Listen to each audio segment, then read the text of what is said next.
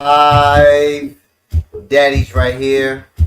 I'm your host as always, Sabir Aleem. I had to go get me some coffee, man, but I also wanted to give you guys a chance to check out the music, right?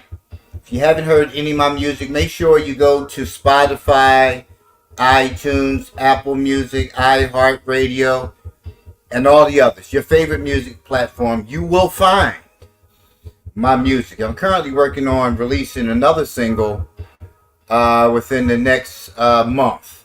I'm currently working that out.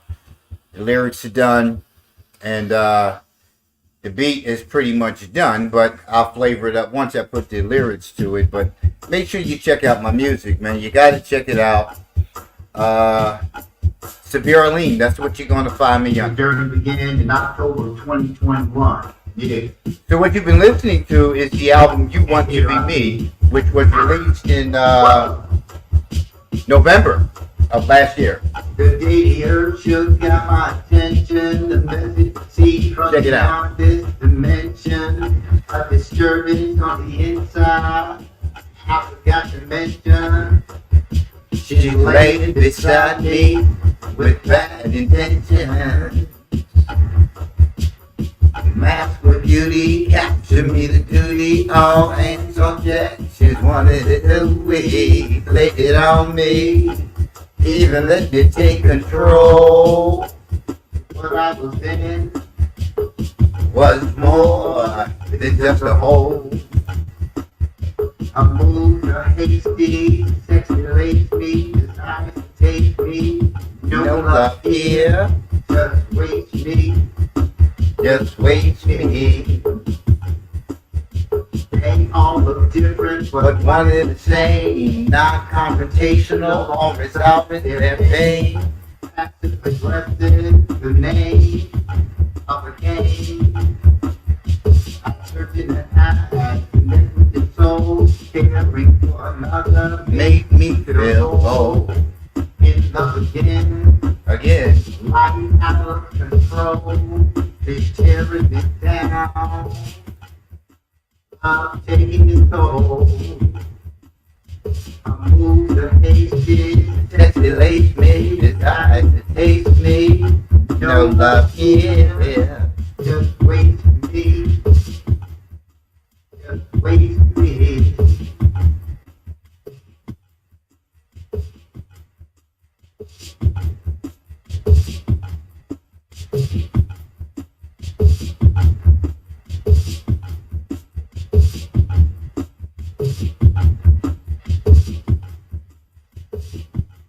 Yeah, today we're going to be talking about happiness. You're responsible for your own happiness. You have to be happy first before you can be happy with anybody else. Stop relying upon somebody else or something else to bring joy and liveliness to your life. You're causing your own unhappiness. Let's start there. That's today's topic. This thing is deep. Let me remind you. I mentioned at hand. These things of China. I moved to hasty, sexy lazy, desire to take me. No love here. Just waste me. Just waste me.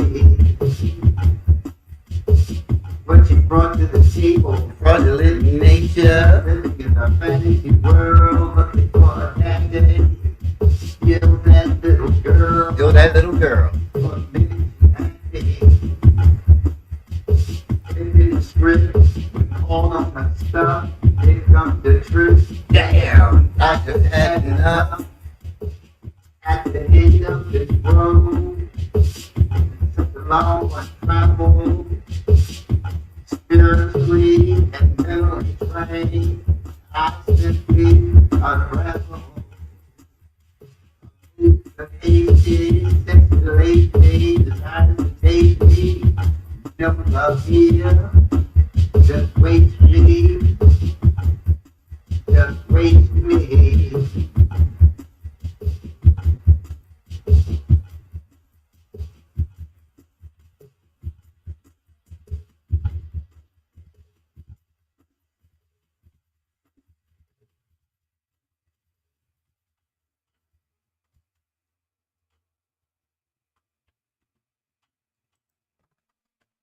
And again, welcome to another episode of Daddy's Right Here Live. Again, I'm your host, as always, Sabir Aleem. So let's just go right on into it, right?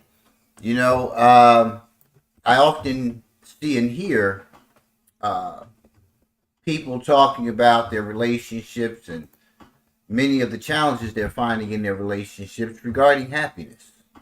You know, he doesn't do this and he doesn't do that, and I like to do this and I like to do that. But what's stopping you? Ask yourself that. What's stopping you from doing things that you enjoy doing? Now, respectfully of the relationship, because there's just some things that you can't do anymore when you enter into a relationship with somebody else. There's a line of respect. There's boundaries. But there's also a matter of your happiness. I can't swim. So if the family goes swimming, it doesn't mean I can't put on a pair of swim trunks and go sit on the beach and just, look cute. I can do that. I can support the family. I can sit there with the baby and play in the sand and those kind of things like that. But when they want to go deep sea diving and snorkeling and stuff like that, I'm not with it because I can't swim. I love the water, but I can't swim. Does that mean that you don't go snorkeling? Does that mean that you don't go deep sea diving? Because I can't bowl. I mean, I can't. I can bowl. Trust me. But if bowling is not my twist and you enjoy bowling, why wouldn't you be going, hooking up with some friends? You're going bowling. Doesn't make a whole lot of sense to me. But these are the kind of things that happen in relationships all the time, and the person becomes unhappy within the relationship because they have made that choice that, well, he doesn't do those things, so I'm just not going to. I'm all right. I'm good. That's not what he does. But there's things that you do together. Stop justifying within yourself why you're not doing something so you can later blame the other person for why you're unhappy. Happiness is your responsibility. You have to be happy within yourself, first and foremost.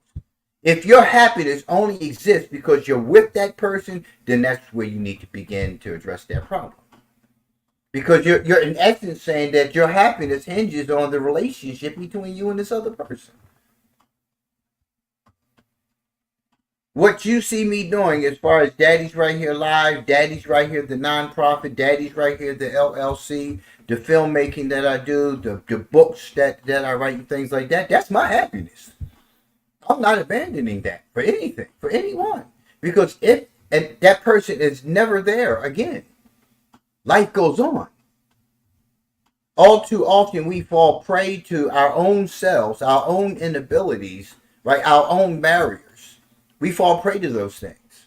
And then we sit and we fall into these deep clinical depressions because that person is no longer there. And because you stop doing all those things, because you stop going deep sea diving, because you stop snorkeling, because you stop going bowling, all in the name of, I want this relationship to be a happy one. And because he or she doesn't do those things, and I'm not going to do those things, not looking at the fact that you chose to stop doing those things. Plain and simple. A person should accentuate your life. It's like when you get dressed in the morning, you put on, I hope you wash first. You put on deodorants, you put on your perfumes, your colognes, your lotions, things. That's the beginning of the self-enhancements, right? Then you put on your undergarments, and you want garments, men do too. We want undergarments that are comfortable. We don't want something we walking around, got to keep pulling that all the time and tugging and, trying to get some room down there. And we want things to fit, nicely on us to accentuate, our figures. We want those kind of things. We want to go to the barbershop, the hairdresser. We want to groom ourselves well. But see, it doesn't just stop there. That's just the mask. That's just the presentation that we give to others to make others believe that we got it together. And so oftentimes, many of us are just falling the hell apart on the inside because we're not grooming the inside the same way we're doing the outside. We give the appearance that we're happy. We give the appearance that we got it going on, that we're confident. And it couldn't be further from the truth in many cases. And when you look at the divorce rate, and when you look at the rate of failing in relationships and the ongoing battle between men and women, regardless of the damn race, because race has a damn thing to do with it, because we're all exposed to the same damn things in many capacities, right? So if you can't sit amongst chaos and be at peace, there's a problem. That's something you need to take on, and you need to challenge it. Hey, girl, mom, you need to take on that challenge.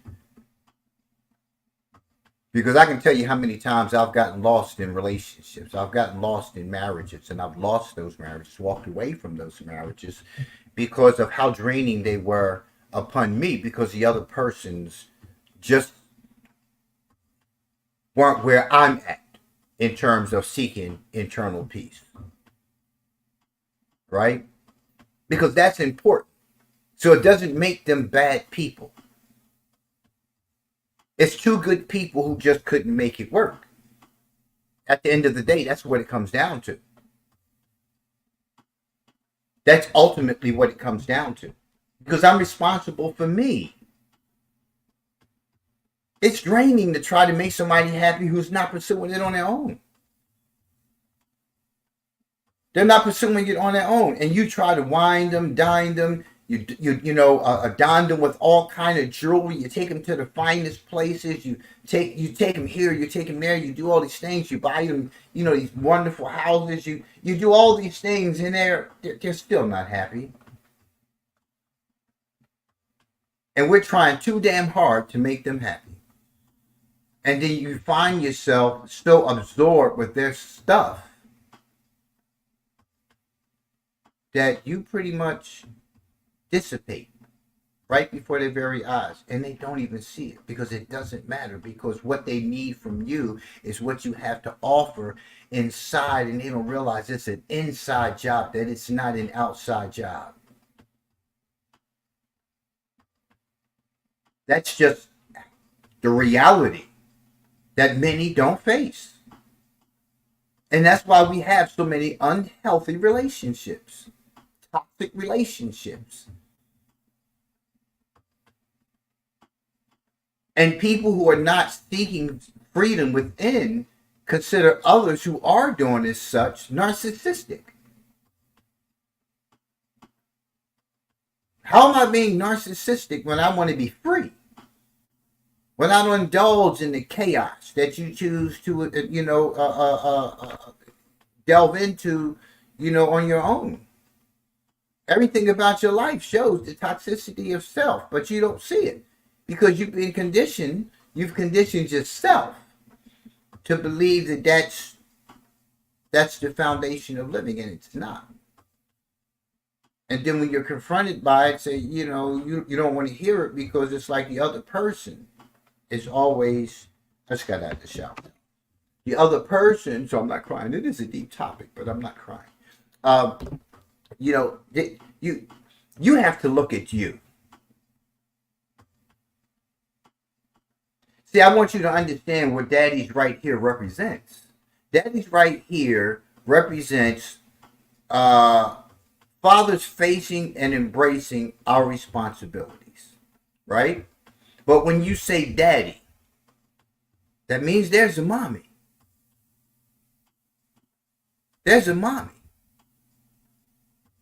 Right? So this show isn't just for fathers.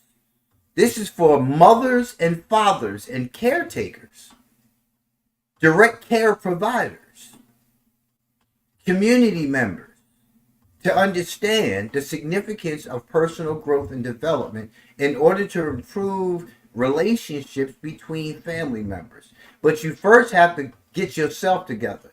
The old saying goes, you get on the airplane, it always uses this analogy. They tell you, if this thing goes down, when those things drop, put yours on first. Save yourself first. Same premise of Daddy's right here. You need to check you out, because there's power and authority that you have within any kind of interaction that you can avoid the argument, you can not argue, you can de-escalate the situation. There's many things that we have control over that we fail to often do because of our own unresolved stuff and our own inability to effectively communicate what it is that we need the other person to understand so we can have a unified discussion. There's not going to be any unity until people start seeing the commonality. You're not the only one. You're not the only one. But when you have the people who believe they're not the only one group up, click up, that's all they're going to talk about. They're not going to see the commonality because they're stuck in the problem. So they get together and they talk about their partners and how he's this and or she's this and she's that, and they don't do all these other things. And the whole rah-rah crowd. Next thing you know, you have this fellowship of fools. Because that's all they're being. They're not taking responsibility and ownership for what it is that they're doing. They're not looking at, well, I'm bringing this to the table and I need to take this off of the table. I shouldn't have to work so hard for him to make me happy. I deserve it. Why? Because you said you deserve it? What does the other person deserve? Don't they deserve the same that you're expecting? So why do I have to play down, dumb down, dilute myself to bring happiness to your life? Because you're miserable. You're miserable. And when your partner tells you you're miserable, it's all hell now. What do you mean I'm miserable? No, it's you. You don't want. No. I'm not going to accept that anymore. And for a long time, I accepted that. For a long time, I took other stuff and made it mine, all in an effort to play nice, in hopes of this was going to get better. In hopes of this was going to get better. It doesn't get better unless the other person sees the need for it. And in most cases, when people are not committed, let me say this. You have a lot of people who say they're committed to something. Right? And then when you call them on it, you show where there really isn't any commitment. They're committed to getting their own needs met. They're committed to getting their own needs met. And this is not even, it has nothing to do with loyalty. It has nothing to do with loyalty. Because the person can be as loyal as a mole on your neck. It's always going to be there. It's not going nowhere. Every time you look in the mirror, that mole is still on your neck. But when you talk about commitment and you start looking at commitments, you have to take into consideration, that everybody wants to feel good. The human being wants to feel good all the time. So when a person finds another person who brings a certain light to their darkness, it's automatically on and popping. But that person is committed to how you make it pop. They're committed to how you make it pop. They don't want the other stuff in between. They want just the facts. And the fact is, we do this thing real good together. Right? And we gonna be the only ones doing this thing real good together. But what happens along the way is reality shows up. And reality does not exist within the groin of the human being. It doesn't. That's where it begins. If you're attracted to intellectual people, when you're sitting down and you see somebody that, that can put two vowels and verbs and adjectives and stuff together, they can form a whole damn sentence, it becomes interesting. Right? You begin to have conversation with that person, and you can talk about everything from, the craters on the moon, right, to, what's happening in the White House. Right? You're attracted to that. That's what attracts you. That's what gets you warm and fuzzy. Yeah, because that's what you like. But within all of that intellect is also what's called emotional intelligence, which a lot of people avoid of.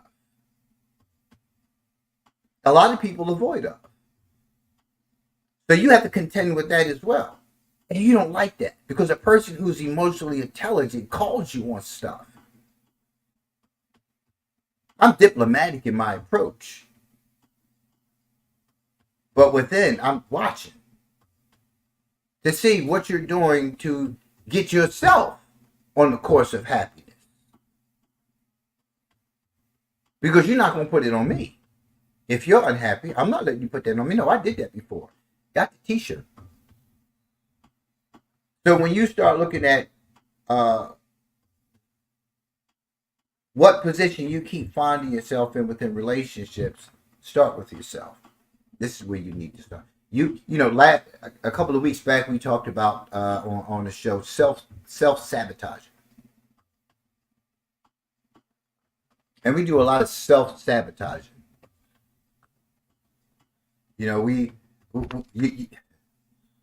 Where's the good men? There ain't no good men out there. Men have to be exposed to hearing things like that. Well, if y'all stop beating up on us, if y'all start appreciating the good men, and stop wearing them down with the failures of your previous relationships with the no good ones, maybe you'd have a good man. Maybe you'd be able to keep a good man. That's real. And I'm hearing a lot more women come out in social media talking about those very things. So I'm no misogynist, right? I'm no basher. Right? That's the reality. But if you see the statement as such, then you need to take a look at you, because you have some unresolved stuff with men that you need to purge yourself of so you can have that good man. And when you get that good man, you can keep that good man.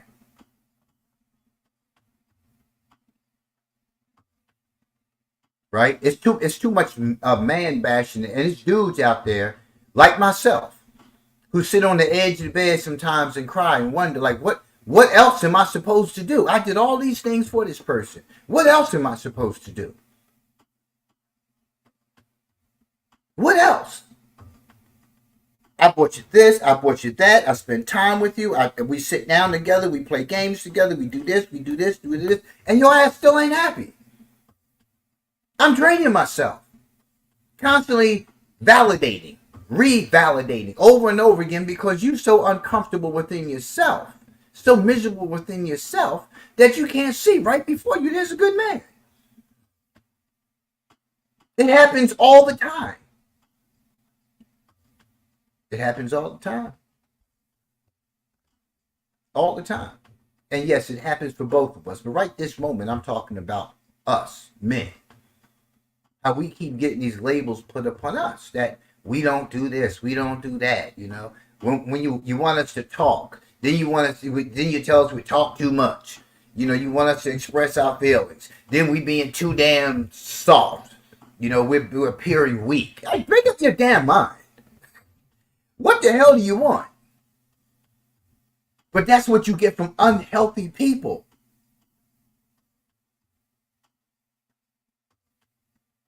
People who don't know what they want, who are always making demands simply because it's a good idea for me to keep pushing this person to the edge.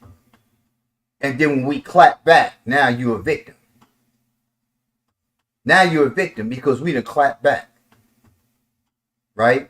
And you don't like it. Now we're the doers of bad. Now we're the perpetrators of wrong. Now we're the ones who have to suck our stuff up that we've been victimized about by you. Now we have to eat it. We have to suck it up because we love you and we want to make sure that we do everything possible to keep the relationships. So now the victim, right, has to be the one who takes the position of the perpetrator, because now we got to soften the blow of what we levied upon you for the bad behavior that you put upon us. See how this works? And all this is about happiness. All this is about happiness that you lack within yourself. And you're putting it all on somebody else. Because you want somebody else to do for you what you have refused to do for yourself. You refuse to do it. God gave us all free will to make decisions that are conducive to whether we'll find ourselves in pain, suffering, or happy, at peace. Let's go to the article. So the article, Psychology Today, the article is by Meg Selick, and the article was posted January 24th of 2017. 10 ways you are causing your own unhappiness. Right? 10 ways you are causing your own unhappiness. Many of life's difficulties are out of your control. You can't control the weather, the genes you were born with, diseases that have no cure, or the fact that you are getting older. Can't change that. For the most part, you can't control the actions of other adults, though you may have influence. And in the words of the Rolling Stones, you can't always get what you want. Remember that song? Well, listen to that song. But you can learn to stop any misery you might be inflicting on yourself. I like the way this idea is expressed in the Four Noble Truths of Buddhism, in highly oversimplified sound bites. The Four Noble Truths can be summarized as follows. There's a lot of suffering in life. Some unhappiness and misery is inevitable. 2, you may be causing some of your suffering. 3, you can stop causing your own suffering. And 4, once you cease to create your own suffering, you are more likely to live a good life, one in harmony with your deepest values and goals. Remember that, the Four Noble Truths. Right? And this is something that's expressed in Buddhism. Right? So check that out. So see, and that ties into previous shows that I've talked about regarding religion. Right? Do you need it? How's it benefiting you? How's it benefiting your spirit? How's it bringing about change in your life? Because if you don't understand your own humanity, what are you really practicing? What are you really reading? What are you just regurgitating what somebody says before you? There's a lot more to who you are, who we are. We're connected to everything in this world around us. We're created from the soil of this earth. I think 86 or 87% of our makeup comes from the world around us. It's just a handful of these things that you find on that element chart, with the carbon and all those symbols, stuff like that. There's a very small percentage that does not exist within us as human beings, that exists outside of us in this world. But we contribute to life in this world. So you need to see, the relationship between you and the rest of the world. So let's go on and get to this list, man. I want to get to this. Misery maker. First thing on the list. Keeps escaping. Inventing and dwelling upon painful inner dramas that have little or no basis in fact. Dwelling. Right? You dwell on it. That means it stays in the forefront of your mind. It means that every interaction in life is somewhat enveloped by whatever it is that you can put it within yourself to believe that this is what something is, because you invent this with no facts. I'm not talking about things that happen that you actually see before you, or you hear yourself. And, you see it from this particular perspective, right? Because you develop your own perspective. And if you're not clear on what's happening, you ask the question, you bring it to the person's attention. It's the things that you just wrongly interpret because of your unresolved, right? It says inventing and dwelling upon painful inner drama. Trauma is what it's talking about. It's trauma.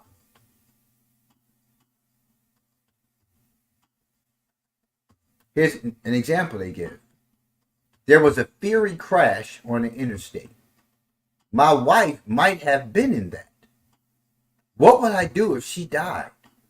The way he reacted to me yesterday must mean that he doesn't really love me, despite what he says.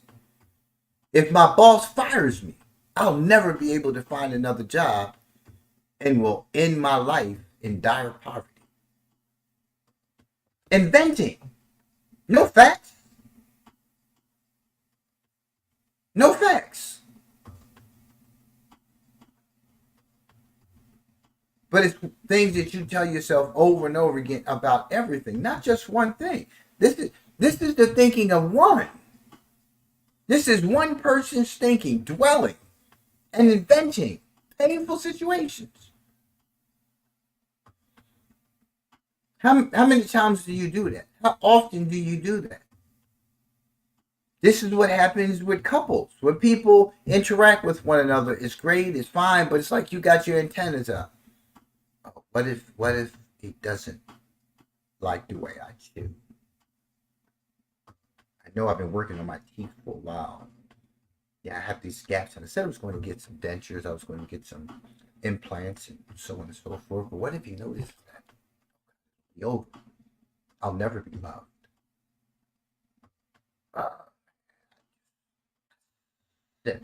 I gurgled on the cup. What's he gonna say about that? He looks like one of those real intelligent people who's like kind of stuck up. He's a nice guy, but he looks kind of stuck up. What happens if my soup? Is he gonna still like me? God, I just like soup, like sipping my soup like that.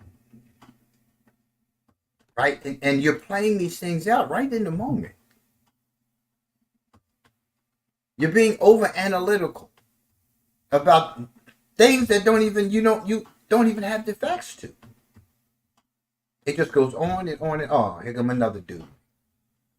Here come another dude. Here come another woman with this old, stuff like this, and for some that's a protective mechanism.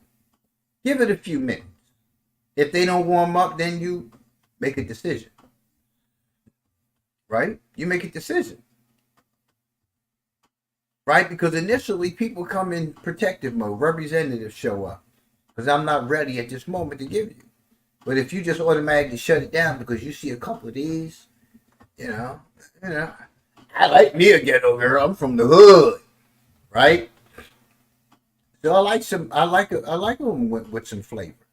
But knock your ass out if you get out of line. Right? I need some help, girl. Can you get this one?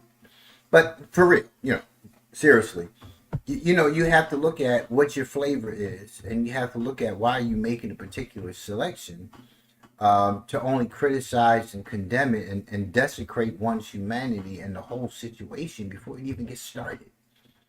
And that's why so many relationships fail right after the first one or two sexual encounters, because the real stuff starts showing up. Emotions get involved.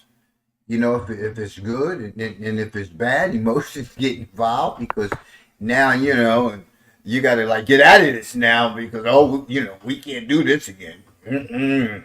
But you understand what I'm saying? But it's like you have to look at what you are thinking throughout the course of your day about life itself. What's really going on. Back to the article. Having a vivid imagination is such a wonderful thing, except when it isn't, unless you are writing a novel or a screenplay. Using your imagination to spin tales that are outrageous, hurtful, or even horrifying can be harmful to your sanity and peace of mind. The stories you tell yourself can take you on can take on a life of their own, becoming an unending source of anger, self-pity, anxiety, or just plain misery. And as I said earlier, there's a lot of miserable people walking. It really is. There's a lot of miserable people.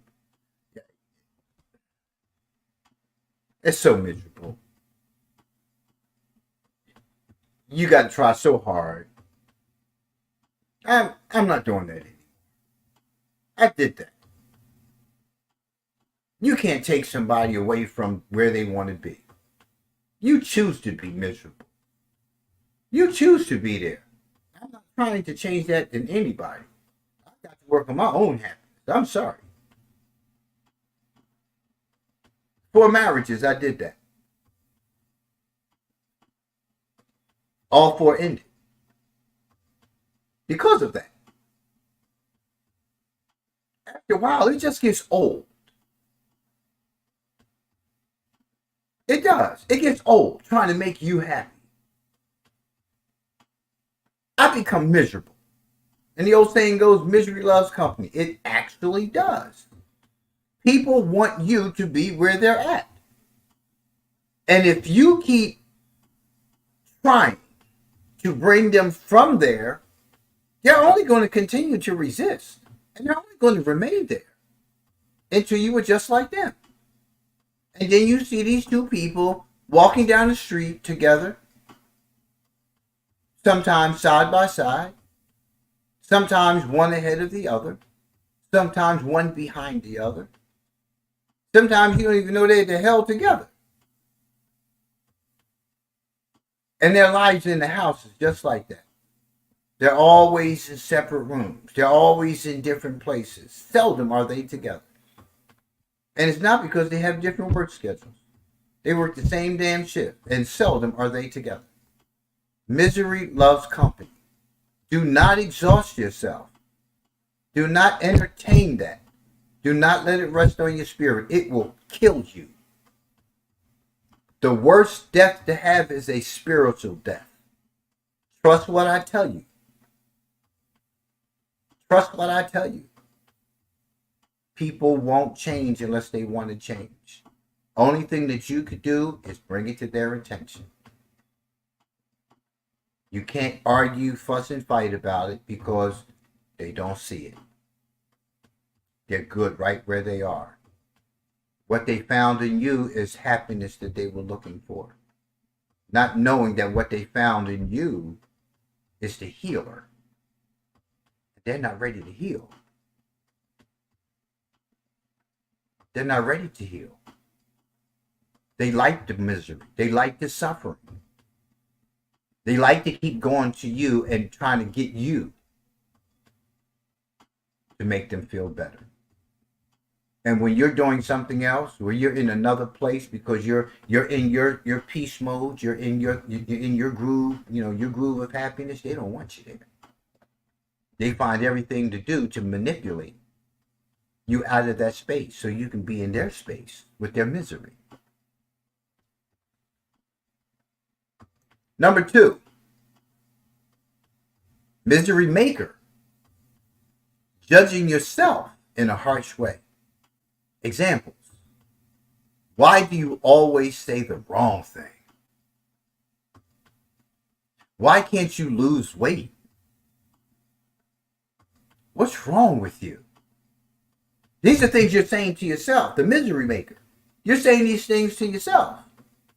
The article in the beginning talked about things that you have control over and things you don't. You can't control the damn weather. You can't.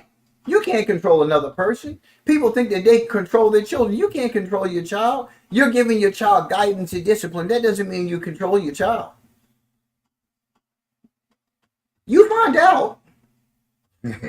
You find out when they get into those years of 12, 13, and begin to think that they're adults. You find out how much control you have. Yeah, you do. Back to the article. No, it's not your worst enemy saying that. It's your own critical. It's your own critical inner voice. It's shocking how cruel we can be to ourselves. If you have a critical inner voice that is constantly judging and blaming you, notice it, but don't believe it. Notice it, but don't believe it. Your self-talk is not the truth. It's just thoughts. Let me say that last one again so the people in the front can hear. Your self-talk is not the truth. It's just thoughts. Right? It's just thoughts. So you have to look at your thoughts. Why are you saying these things to yourself, about yourself? And again, everything goes back to childhood. What are your beliefs about weight? Where did this originate? What are your beliefs about saying the wrong thing and having to say the right thing? What are your beliefs about something being wrong with you?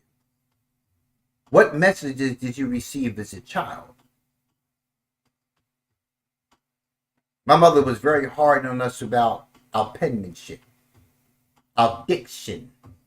Yeah, I got an overbite now, so my diction sometimes sounds like diction with a H instead of a TION. But she was always on us about how we spoke. There's no such word as ain't. Well, I couldn't wait till I got out of the house so I could use it ain't, I ain't coming back home, I ain't going to go do this, I ain't.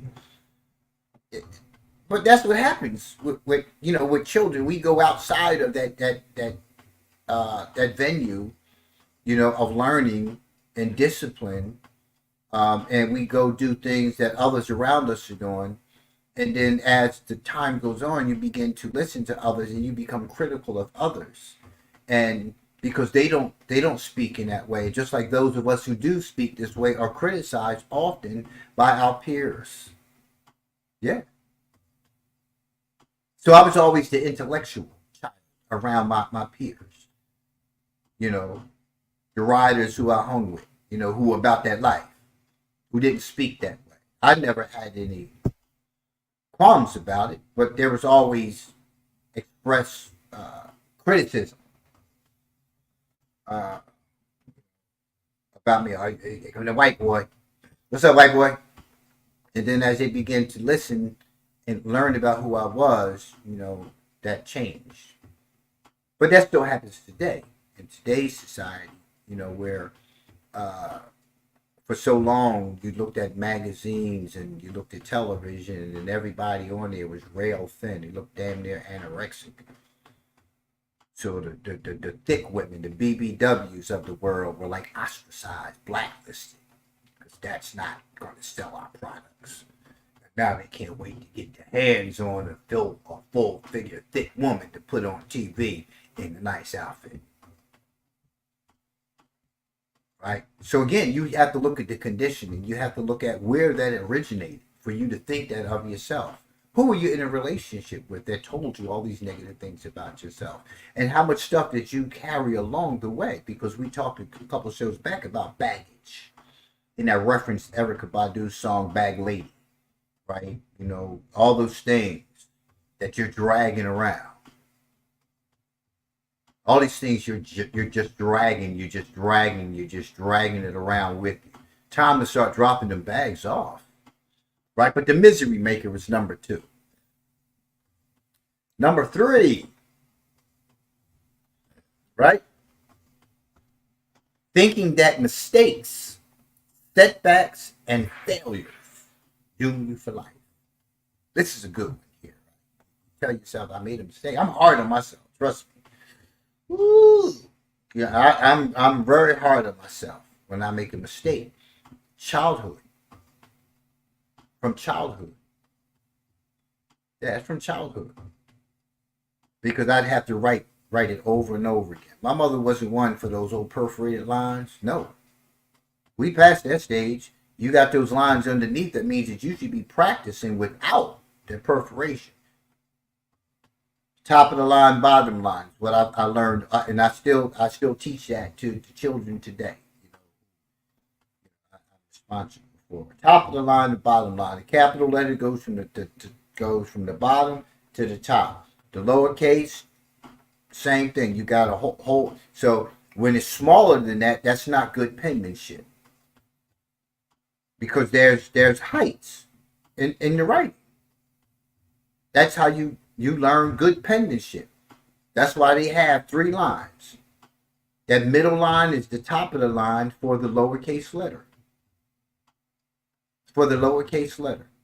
So I like when I write on the board, it's like everything is almost the same because I have it in my head. Height. Top of the line, bottom of the line. Top of the line, bottom of the line. And handwriting expert analysts will look at it and be able to ascertain something about me and how I write. That's what you have to begin to do for yourself. You have to look at the fact that we all make mistakes, right? But when you think that a mistake is like, oh, so devastating, that's one of those irrational thoughts, right? Where you magnify everything. That you're the one who makes a mountain out of a molehill. So if you ever seen a molehill, right? Setbacks, right? And failures. Listen, stop looking at failure as being so negative. Failure is finding out what doesn't work, which is a success within itself. You learned what doesn't work. You think you have all these super athletes, these superstars in varied industries. You think they didn't fail? They learned what didn't work. They learned how to improve upon those things. Basketball player with the Sixers the other day scored 70 points. Broke every record in NBA history. 70 points. All kind of record-breaking stuff, especially in the Sixers. I don't want to say the entire industry, but I just know for the Sixers, their history, he did. 70 points. Last year, he was scoring 30, 40 points. Maybe got a 50-point game. 70 points. Right? That wasn't because the other team was that damn bad. He practices. He goes over and over again. He misses layups. He misses jump shots. He misses three-pointers. You can't make them all. You can make a whole lot of things when you're by yourself. Right? And then when you go against the ops, you start finding out what you need to improve upon. You know, it's like everybody wanted to get in the ring, but Mike Tyson, they thought, oh, man, he's just it's just a whole lot of hype around his punches. And so they got there behind in the ring and he got punched by Mike. Every fighter who got in there with Mike found out. Like, yo, this dude hit like a Mack truck. You feel it. Your whole body just trembles when you get hit by Mike. But when you boxing and when you sparring, you getting people who are at Mike's weight and size, you still ain't getting Mike's power. You still ain't feeling it. Right? So mistakes are supposed to happen. That's why erasers are on pencils. That's why in your little Etch-a-Sketch, you can shake it, you can remove it, and start all over. Think of life in that perspective. Right? Why would they have erasers on pencils? Why would they have a delete button? But if you're not looking at life through that lens, everything is just disastrous. It's just, that's your misery. That's where your misery. That's misery maker number 3. So how to stop misery? How to stop the misery? Instead of putting yourself down for your mistakes and failures, make the conscious decision to grow from them. Oh, now I see what I need to do in the future. Quote, end quote. I'll look at this as a challenge rather than as a problem. Quote, end quote. This self-talk will help you develop a growth mindset. To use the phrase of researcher Carol Dweck, People who can grow from their setbacks are more likely to succeed and to feel better about themselves. Mistakes are a part of life.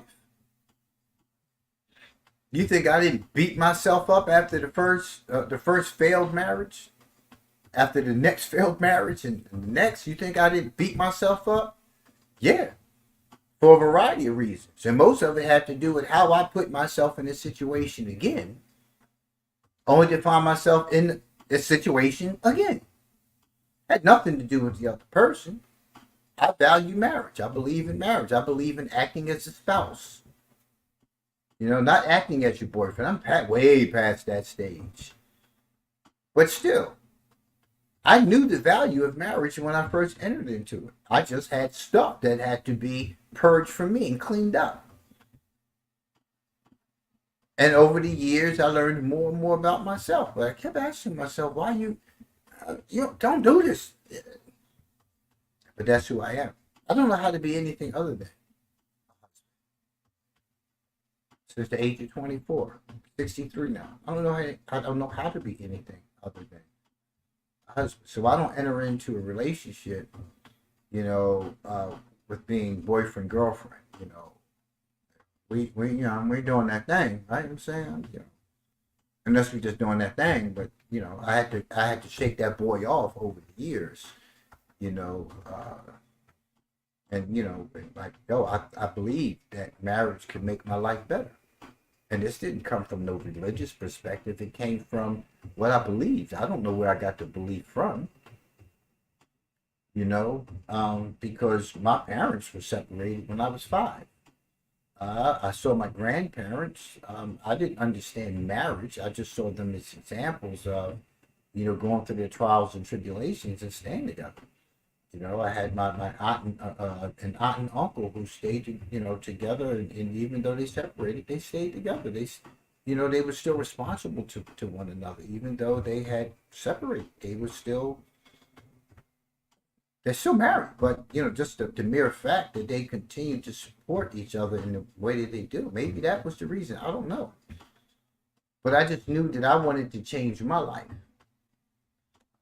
And for some reason, I just knew that would be it. Yeah.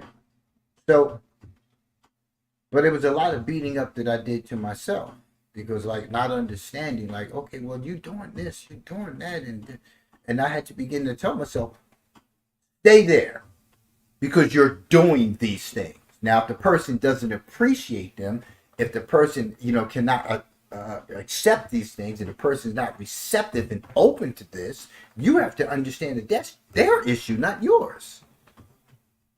If you honestly believe that you did all of these things, there is no failure on your part, and not even on the other part of the other. You can't always put two things together and expect for them to gel. It doesn't happen that way all the time because we're two different places. We're not all at the same place. It's hard to find somebody at the same place you are. So you got to keep searching. Misery maker number 4. Oops, what did I just do? Gosh darn it, I think I just closed it. Oh, there it is. Okay. Blaming yourself for things you can't control. Right? We talked about that, right? Sometimes it's easier to blame yourself for a problem than to accept that the situation was never within your control. You don't control other people. If you got to, if you have to control the relationship, it's already out of control. Real simple. There are expectations for all of us coming into relationships. If we're in a relationship, there are expectations. There's no such thing as unconditional love. There are conditions on my love. You need to reciprocate first and foremost. You ain't giving it back. It's time for me to move on. Right? You need to respect me as a man. You need to be respected as a woman. What does respect look like? Because respect looks different to both of us. Right? Men want to be respected in a different way than women want to be respected. And if you don't know, you need to find out. You need to find out. We want to be respected in different ways, right? Children who are victims of abusive parents, and back to the article, of abusive parents, for instance, often believe that if only they had done X, Y, or Z, their family would have been just fine. The hard truth is that there was little, if anything, that could have been done. Realizing that you are helpless in a situation can often be more terrifying than the false but oddly comforting belief that you have control.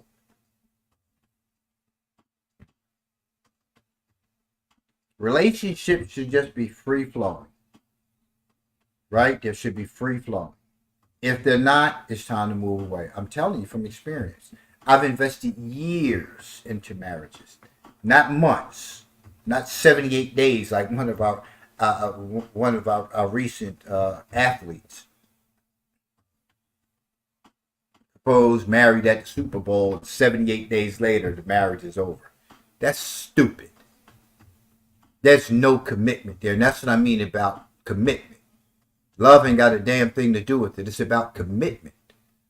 And the commitment begins with you keeping yourself in alignment with change and not expecting the other person to be the one who's going to give you that, because you can't give it to anybody. Misery maker number 5, blaming other people and situations for things you can control or passively accepting what you could change. Quote, she makes me mad. End quote. It's so cold in here. Quote, end quote. I wish she would understand how much I need some time alone right now.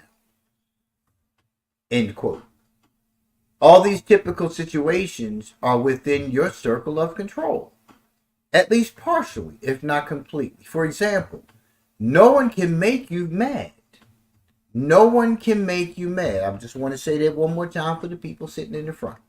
No one can make you mad. And we use that all the time. Oh, she made me so mad. She made me so mad.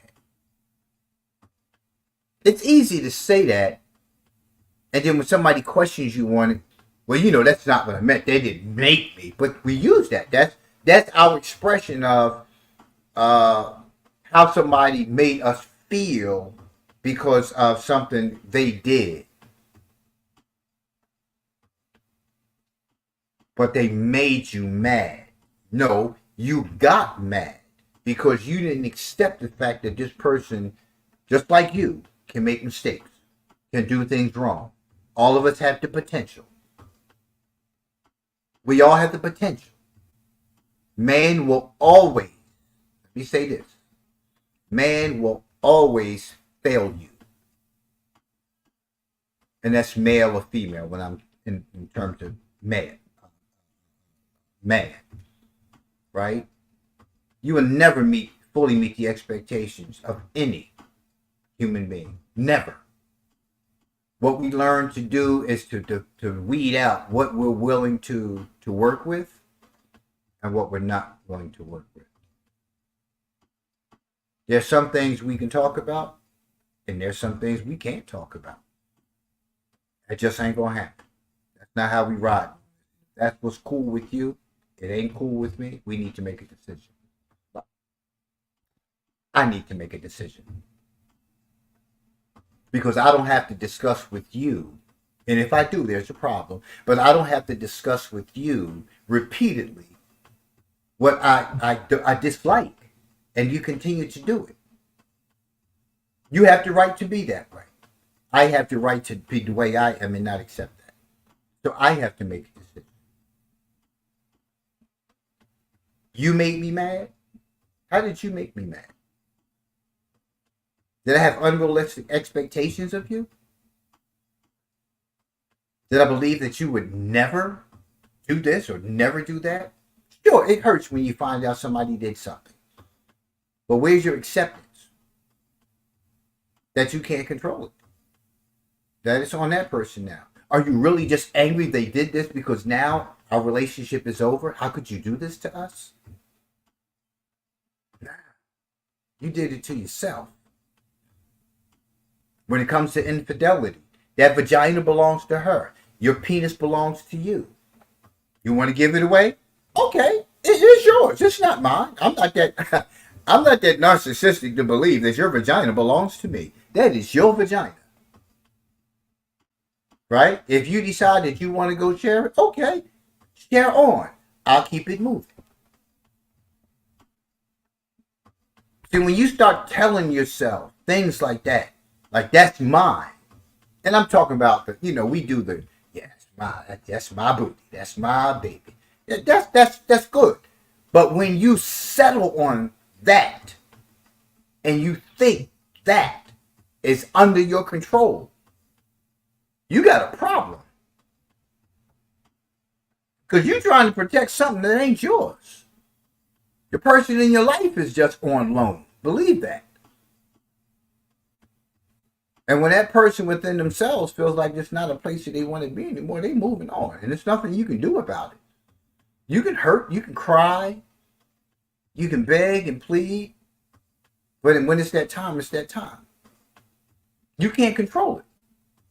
You still have to pursue your happiness. You still have to stay the course, right, towards your happiness. And the reason so many people are so devastated by this happening is because they're already unhappy. They never solidified their own happiness. Therefore, it's all your fault. I look like I'm frozen somewhere here. Oh, there I am. That's why people become so devastated. That's why you're so devastated that their relationship is over. Because everything about your living, your existence, your life, your joy, your happiness, your freedom hinged on, was predicated on that relationship. Now you're done. You're devastated.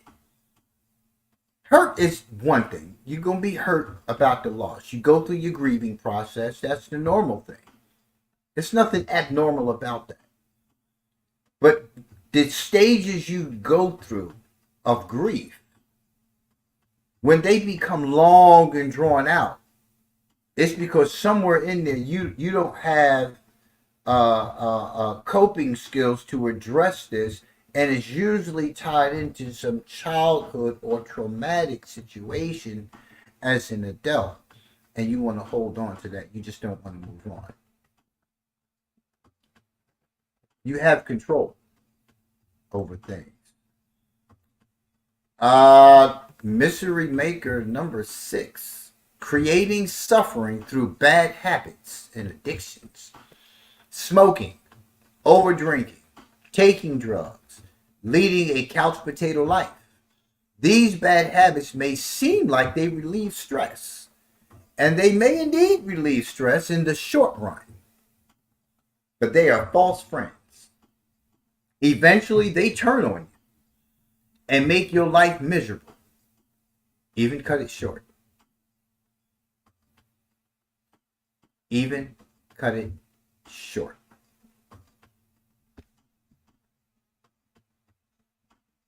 I had one of those marriages. All the person did was change. They smoke. Chain smoke. At front of the TV. Glass of wine. Beer. Not an alcoholic. A couch potato. Their happiness was right there. With the ashtray, the television, social media, and those bad habits. And they were happy there. But they were miserable. You can see misery all over the person. Found no joy in anything other than that. Well, found little joy in anything outside of that. Right? So it just stayed. It stayed just where it was. Um, not going to go any further. You can't, like I said before, you can't change somebody. You can't bring somebody to another point in their life where they're not willing to go, where they're not ready to go, where they're not trying to go. And people keep saying, "Oh yeah, well, I'm getting ready to, yeah, I'm trying to," and then 6, 7 months later, they say, "Yeah, well, I'm trying to. Well, I hooked up here, and I'm still." No, you're not getting it done. You're not getting it done for a reason. I'm not going to sit around, while you sitting there suffering, right, wrapped up in your bad habits, and thinking that I should sit and be with you, and I'm not. No, I'm not doing that. And then again, the switch up comes because you continue on your path of growth. You continue on your path towards peace, and they're still in the same space, but they need you to be in that space with them and giving them the same happiness that they saw in you and think that it's going to continue to exist in you when all that's done is trickle down to you. And now this is what we do. And then we begin to have the relationship that's confrontational and conflictual all the time simply because I won't succumb to that living that you have decided was comfortable for you. But you wanted to steal my joy. You wanted to steal my joy. You saw it. That's what attracted you to me. And then you turned around and raped me without any grease of all of that. And you wonder why I'm acting this way now. Yeah, they flip the script on you, man, real quick because they don't see their misery. They don't see their position as being miserable because they're looking at everyone else around them and they're criticizing and condemning everyone around them and everything around them when they're the most miserable ones.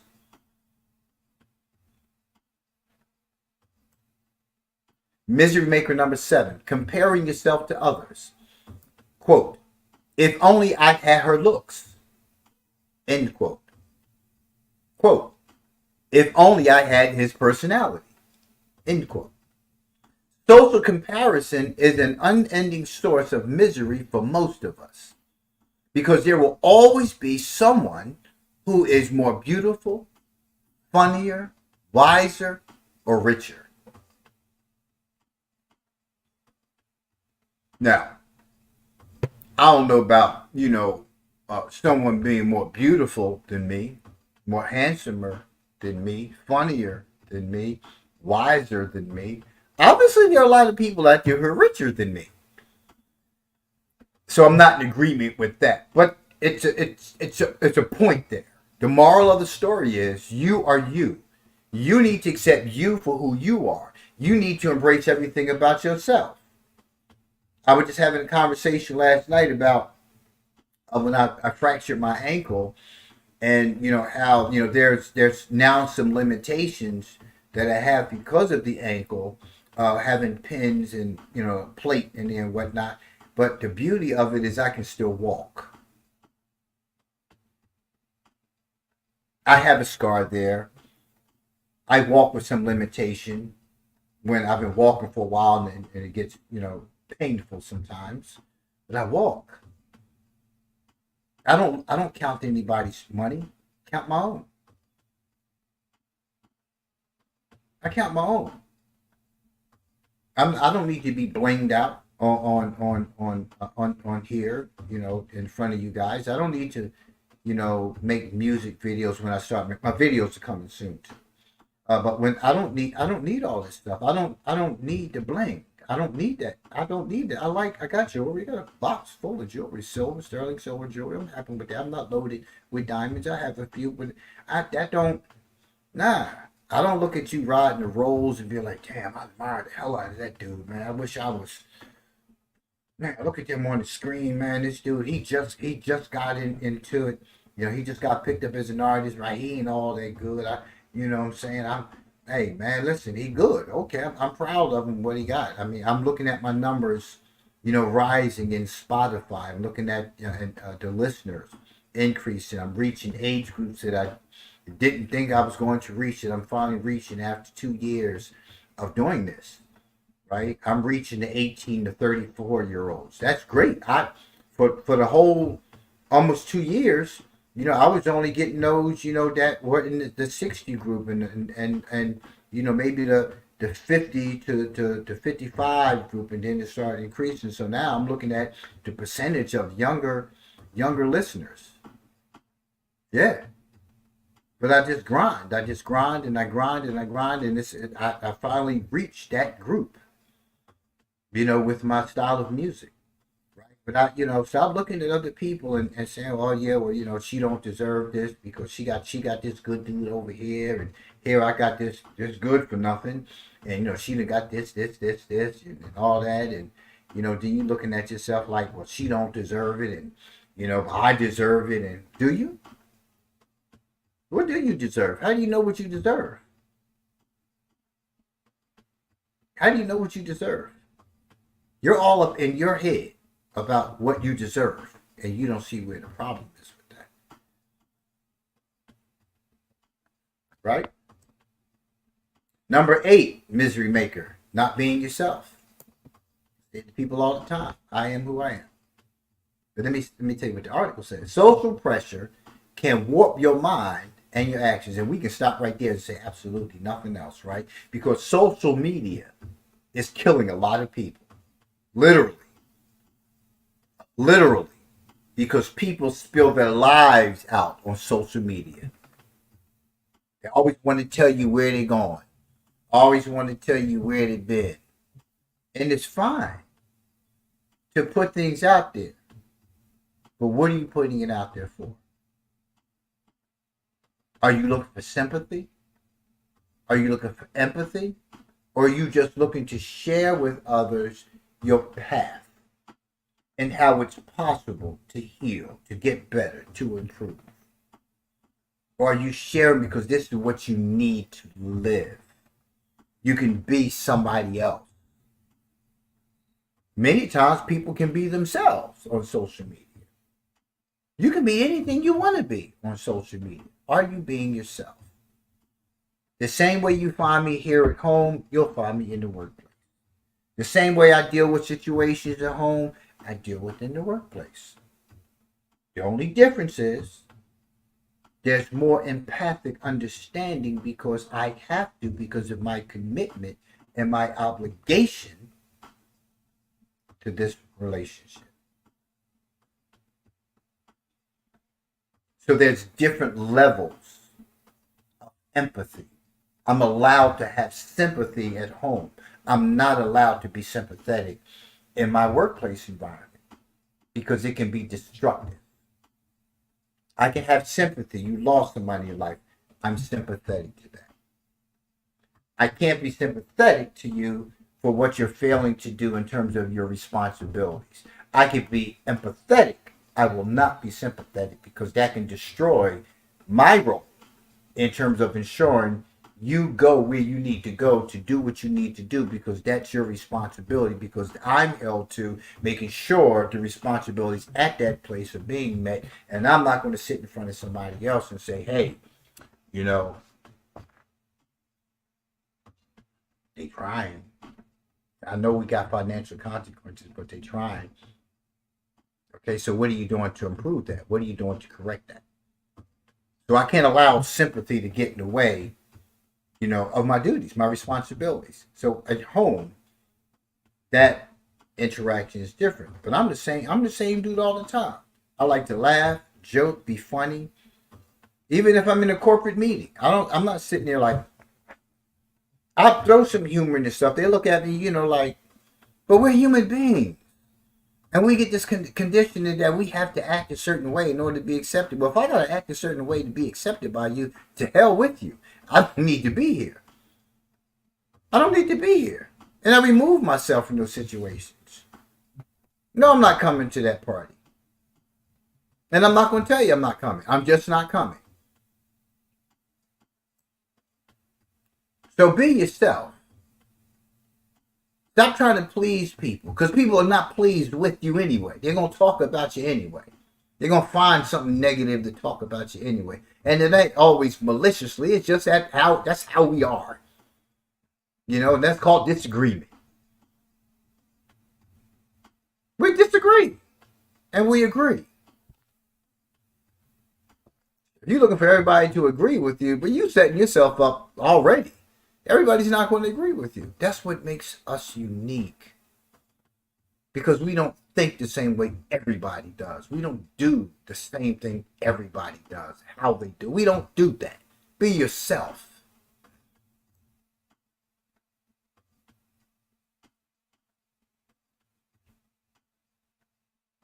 So, the last point on this article under Misery Maker number 8. True. In some situations, like in your work life, you may often need to play a role to get by. If this is the case with you, figure out how best to express who you are in other areas of your life. I just said that. And again, I want to remind you guys that I look at the subject matter and I decide that that's what I want to talk about today. So I don't read these articles in their entirety, not even in part. I just kind of go through different, because I save every time I read something from Psychology Day, I bookmark it. And I just go to my bookmarks and I scroll. What am I going to talk about today? So I'm learning along with you. I'm giving you my clinical expertise and perception of these things, and I'm also learning with you. Right? So I'm feeding myself too. This is not just about you, this is about me too. This is about me too. So if you look at it as a therapy session for you, great, fantastic. I want you to. I want you to get something out of it so you can change. But I'm getting something out of it too. This is therapeutic for all of us. You got what I'm saying? Number 9. Falling for the belief that you can't change. When I say that you find a person in this place, you need to leave them there. Leave them there. Because they have to learn that they can change. Because don't think for a minute that people who are in a certain place that is unappealing or not pleasing to you, that, they want to really be there. Because everybody doesn't want to really be there. A lot of times they're just unwilling to do the work to get from there. That's why they rely upon you to come along and take them away, like Calgon. Like you're the white knight. And all too often I've played the white knight. Come along on my little white horse. Here I come to save the day. Oh, that's Mike Mouse. But anyway, I come along. I want to take you away from this place because I can. I want to bring all this joy and happiness. I want you to know that I'm not going to treat you like him. But you don't know how to accept me because you've never had me. You've never encountered one like me. All you have is what you once had, and that's all you believe. And they didn't have the ability to support you and to guide you in the direction of healing. And then some who did got drained because you weren't ready. So it's not one good person and one bad person. It's just one person, who has to believe that they can change and that there's a reason to change and that changing is part of the healing process to help them be free.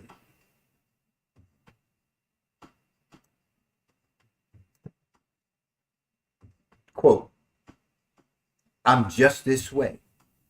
End quote. Quote, my father was like this too. So I've got the genes for smoking. End quote. How many times have you been told you just like your father? You're just like your mother. Right? Understanding that each parent contributes 23 of their chromosomes to your existence. So there is going to be some likeness. You're going to look like, you're going to emulate some of the things that they do. That doesn't make you just like them. In order for you to be just like that person, that means that your thinking has to be just like that. And your thinking is conditioned on your values and beliefs of events that took place in your life. And the reason why I can't be like you is because I didn't experience what you experienced. Therefore, your trauma and my trauma is going to be much different. It's just like we were created in his likeness, in his image, in his likeness and his image. And that his is a capital letter in the beginning. Right? There's no way in hell that I can begin to believe the thinking of God. But I have his attributes. I have the ability to give life from my seed to your egg. I have abilities. There's the image, there's the likeness, there's these characteristics of, self that are laden with all of these things.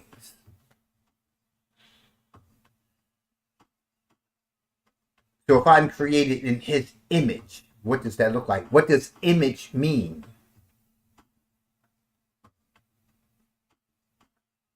Image. What are you projecting? What are you portraying yourself to be? Are you being true? Are you being you?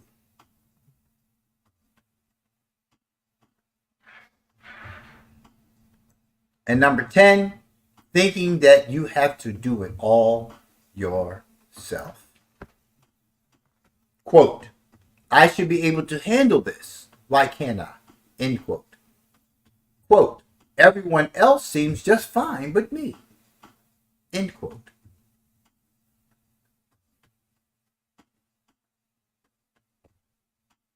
It's your perception. And you don't have to do it alone. You don't.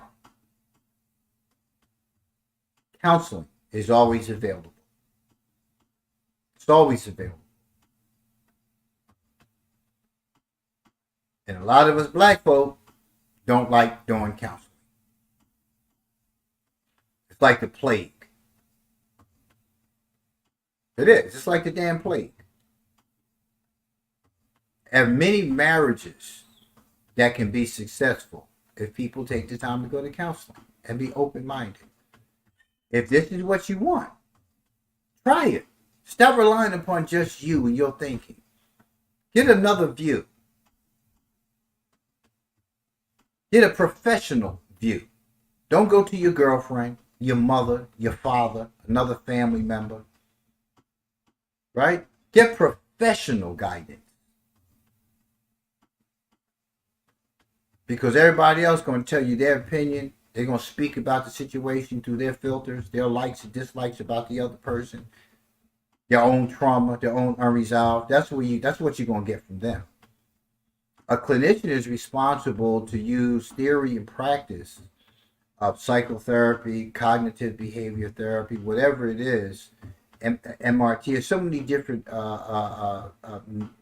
philosophies and methodologies of counseling, right, that you have to find one that fits for you. But for me, a cognitive behavioral specialist, right, it's always about the thinking. It begins with the thinking. What are your values and beliefs about a particular thing? It's not the event that's the problem. It's the beliefs. And you seeing the consequences of these beliefs that you have about a particular thing, especially about yourself. What do you believe about yourself? You don't have to do it alone. Somebody else watching this show today is in the same place that you are, has been in the same place, has moved past that place, and they can show you and tell you how they move past that place. And you have to believe that you too can move past that place.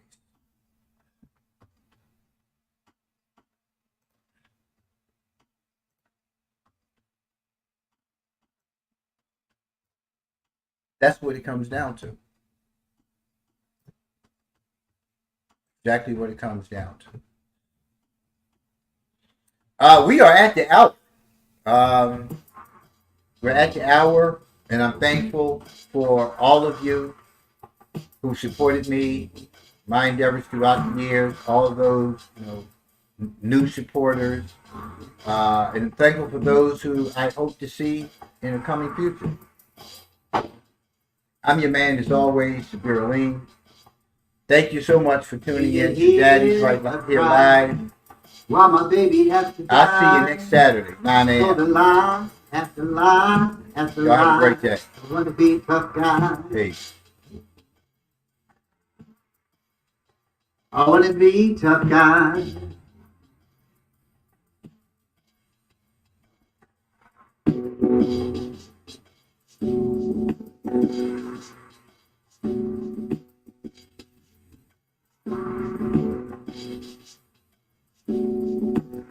Live in the street life, you don't need to think twice. Your mind's all that money, abandoned your child in a street wife. She's holding it down, you're never around. There's a knock on her door, tell her another man's down. Can't be a provider if you're not beside her. You gotta living alone in that house where you had her. You got a life on hold, all the lives you hold. When phone time comes, that's why the conversation's cold. You need it to cry, why my baby had to die. Don't lie after lie, want to be a tough guy. You're listening to the song Tough Guy from the album entitled You Want to Be Me. Don't lie after lie after lie, want to be a tough guy. I want to be a tough guy.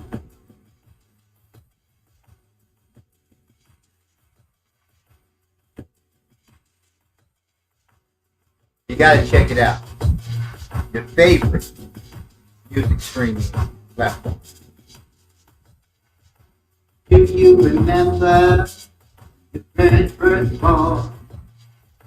Without hesitation, who did you call? Once you were free, who did you go see? The one you call your dog, your true enemy. You're robbing and killing, your brother's blood you're spilling. Role model for your child, community building. She say she's holding you up, she's in the way. But you had no place of your own, and in her bed she lay. Do you hear her cry? Why my baby had to die? Don't lie, lie, I want to be just guy. Do you hear her cry? Why my baby had to die? Don't lie, after lie, I want to be just guy. I want to be some guy. I want to be some guy. I want to be a tough guy.